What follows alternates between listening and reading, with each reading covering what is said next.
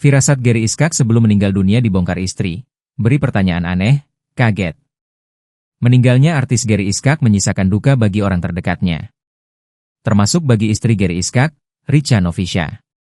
Di tengah duka yang menyelimuti, sebuah momen masa lalu Gary Iskak mendadak menjadi sorotan publik.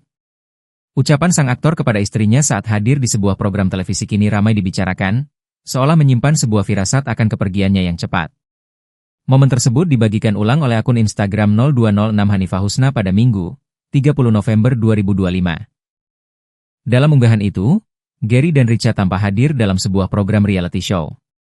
Keduanya duduk saling berhadapan untuk sesi tanya-jawab yang mendalam.